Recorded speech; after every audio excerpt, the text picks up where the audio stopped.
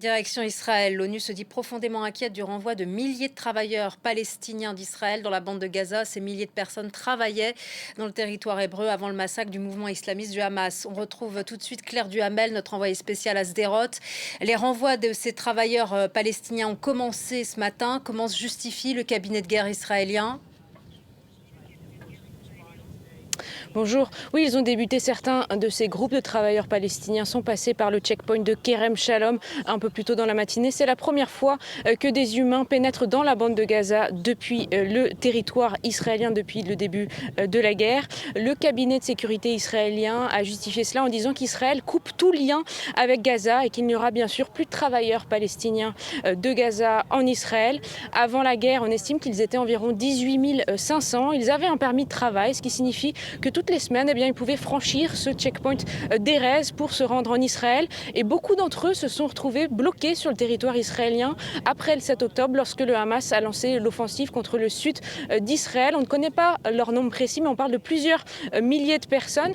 Certains d'entre eux avaient alors été envoyés en Cisjordanie occupée, renvoyés d'Israël, et tandis que d'autres avaient été arrêtés, interrogés violemment, selon certains, c'est ce qu'ils disent, des interrogatoires particulièrement violents.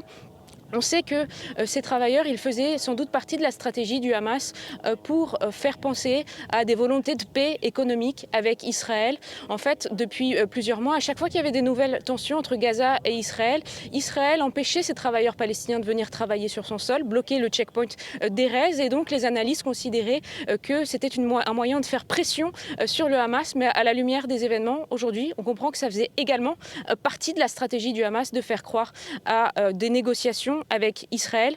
Désormais, ils vont devoir retrouver Gaza, retrouver leurs proches pour ceux pour qui leurs proches sont toujours vivants. Gaza, c'est à quelques kilomètres derrière moi, et ils doivent se rendre dans ce paysage totalement dévasté. L'ONU a déjà exprimé son inquiétude quant à leur sort et leur sécurité dans ce contexte. Et le secrétaire général de l'ONU, Antonio Guterres, a estimé que les bombardements israéliens sur Gaza pourraient s'apparenter à des crimes de guerre.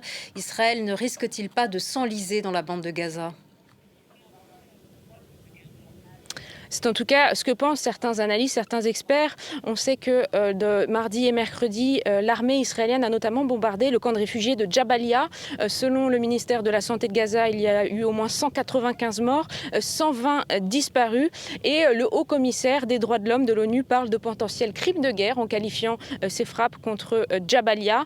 Des experts de l'ONU, dont la rapporteure spéciale de la situation des droits humains dans les territoires palestiniens occupés, estiment que le peuple palestinien court un grave risque de génocide. Je cite, on sait que l'armée israélienne doit opérer dans ce contexte particulièrement tendu pour ses troupes également.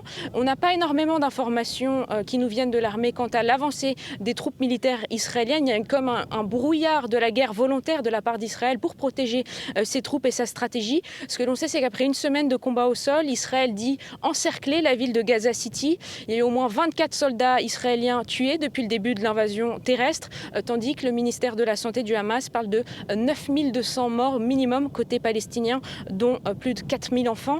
C'est dans ce contexte que se produit la visite diplomatique d'Anthony Blinken, qui a atterri à Tel Aviv aujourd'hui. On sait que Joe Biden avait exprimé son soutien à une pause dans les combats pour avoir une chance non seulement de sauver des civils gazaouis, mais aussi de sortir de potentiels otages israéliens. Merci.